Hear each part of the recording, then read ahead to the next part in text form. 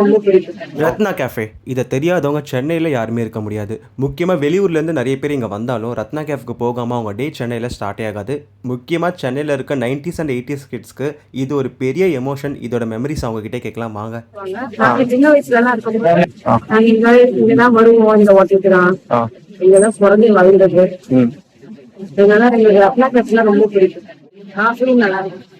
இந்த குழந்தைல இருந்து இதெல்லாம் எங்க வீட்டுல கூப்பிட்டு வருவாங்க. எங்க அம்மா அப்பா இங்கதான் சாப்பிடுவோம்.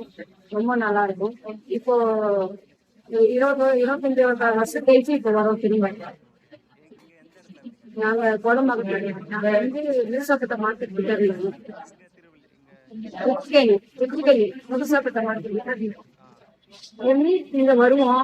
நாங்க பிக் ஸ்ட்ரீட் இங்க அண்ணா சாலை வாங்கிக்கிறோம். போகும் அடிக்கடி சாப்பிடுவோம். இந்த ஹோட்டல்ல தான் சாப்பிடுவோம். எனக்கு ரொம்ப பிடிக்கும். வட்டி சாப்பிட்டு எங்க அக்காலாம் நீங்க கேளுங்க. எங்க அக்காலாம் என்னோட அவங்க இன்னும் நல்லா சொல்லுவாங்க.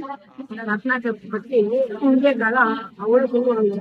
எனக்கு தெரியாது. நான் சொல்றேன். நான் கோடம்பாக்கத்துல வரேன். கோயிலுக்கு வந்து இங்க சாப்பிட வரேன். நான் முனீஸ்வரர் கோயிலுக்கு வந்தோம். எங்க தங்கச்சி அவங்களுக்கு தவட்டையும். அதனால நாங்க போறோம். மயிலாப்பூர் கோயில், சாய்பாபா கோயில், சாமி கோயில், கபாலீஸ்வரர் கோயில் எல்லாம் போகணும்.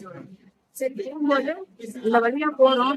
சரி எனக்கு அந்த ஞாபகம் வந்துச்சு. சின்ன வயசு ஞாபகம் சாப்பிட்டே போகணும் வந்துட்டோம். என் தங்கச்சி பையனை இட்டு வந்திருக்கேன். நாங்க குழந்தையா வந்தோம். இப்ப என் தங்கச்சி பையனை இட்டு வந்திருக்கு.